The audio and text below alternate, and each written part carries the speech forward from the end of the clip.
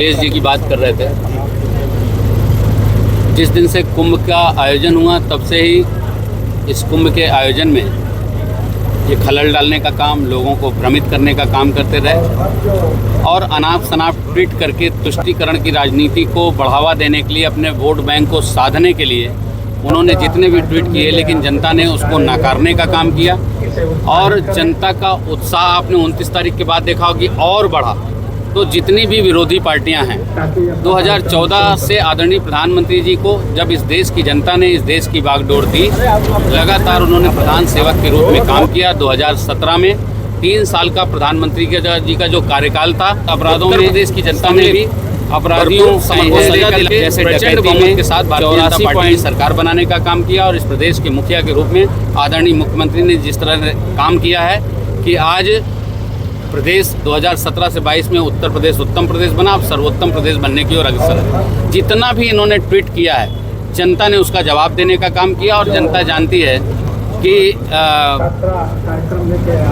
विरासत में गद्दी मिल सकती है, बुद्धि नहीं। अखिलेश जी का हर ट्वीट अगर आप उठा करके पढ़ेंगे, जनमानस अगर उसकी कमेंट्स उठा करके पढ़ेंगे, तो जनता ने जवाब देने का काम किया है। और कहीं कहीं उनको अपने ट्वीट को या तो डिलीट करना पड़ा है, जब सरकार में थे उनको अपना निर्णय वापस लेना पड़ा है, तो उनकी ये बचकानी हरकत है, उस पर जवाब देना मैं समझता हूँ कि आपका भी और इस देश की महान जनता का भी समय 8 साल यूपी बर्बाद कर दिया उन्होंने। अब 8 साल यूपी बर्बाद कर दिया उन्होंने। कहा इसी पर ही अगर टीवी पर डिबेट करा लें, ऐसे ही अगर यहाँ जितने माने 1000-10,000 लोग हैं उनसे जा कर के व्यू ले लेंगे, तो आपको समझ में आ जाएगा कि अखिलेश के मुंह पर लोगों का तमाचा किस तरह से पड़ रहा है।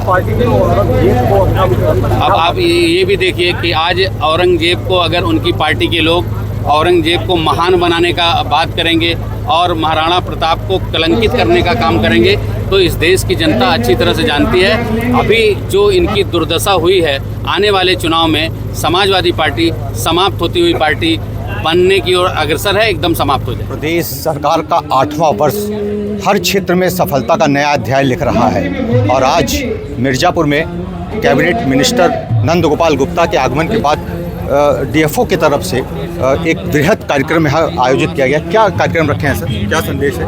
ये प्रदेश सरकार के 8 वर्ष के सुशासन के उपलक्ष्य में आज यहाँ पर मिर्ज़ापुर जनपद में विभिन्न विभागों द्वारा स्टॉल लगाए गए हैं। इसमें वन विभाग का एक भव्य स्टॉल लगाया गया है, जिसमें वन विभाग की जो गतिविधियाँ रही हैं पिछले सालों में, उसको बैनर के माध्यम से प्रस्तुत किया गया है।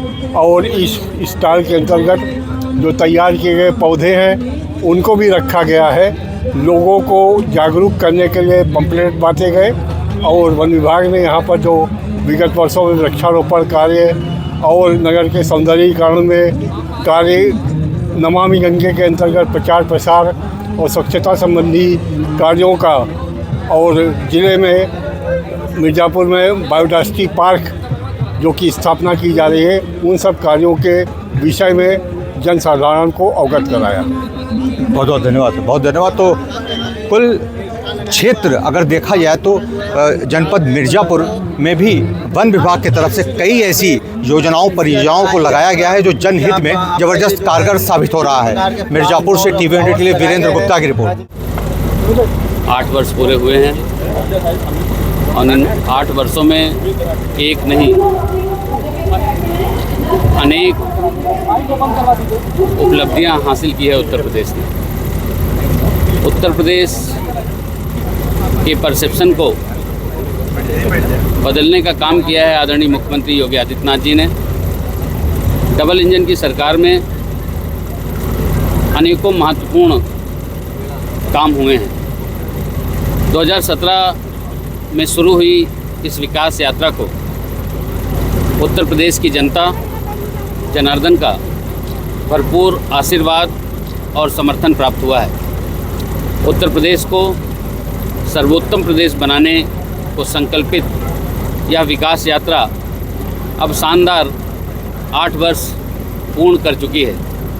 ये 8 वर्ष प्रदेश की उपलब्धि, उत्तर प्रदेश की 24 करोड़ जनता की सेवा, सुरक्षा और सुशासन को समर्पित रहे हैं। ये 8 वर्ष गरीब कल्याण और जनसेवा को समर्पित रहे हैं। ये 8 वर्ष औद्योगिक विकास एवं आर्थिक समृद्धि को समर्पित रहे हैं। ये 8 वर्ष कानून व्यवस्था और मजबूती एवं माफिया तत्वों के समूल नाश को समर्पित रहे हैं। ये 8 वर्ष विरासत के साथ साथ हमने विकास के साथ साथ विरासत के जो संकल्प हमारी सरकार के संकल्प है उसको साकार करने की प्रतिबद्धता को समर्पित रहे हैं।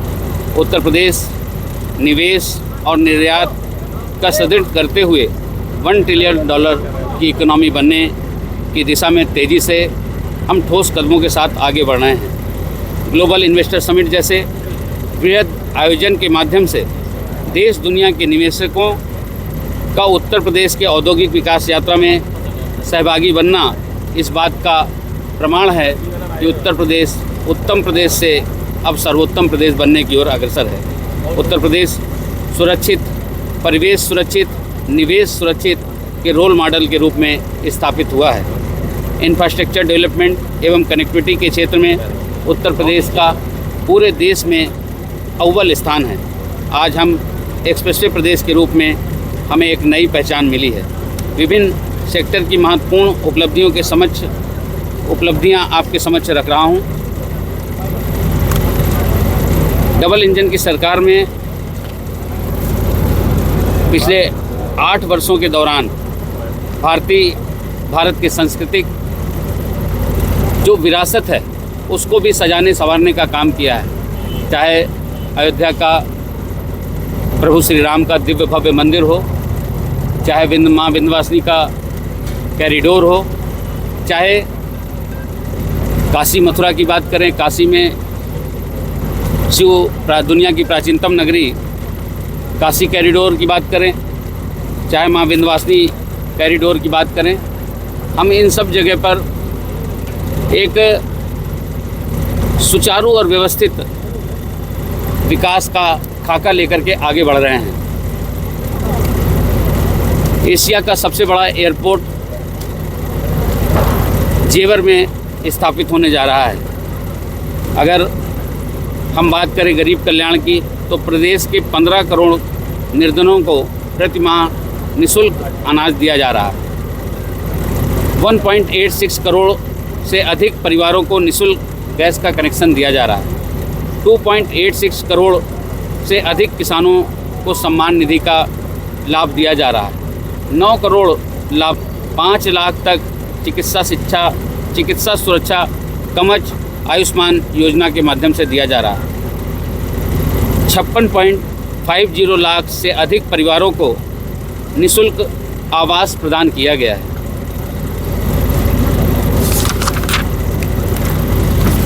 कृषि सेक्टर की बात करें तो कृषि में 2023-24 में 13.7% या वर्तमान राज्य की जीडीपी में 28% का योगदान है।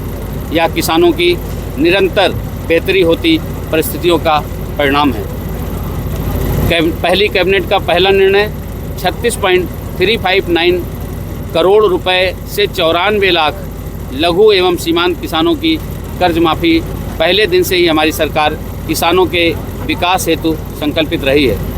खाद्यान्न उत्पादन की बात करें तो 2016-17 में जहां मात्र 557.46 लाख मैट्रिक टन था।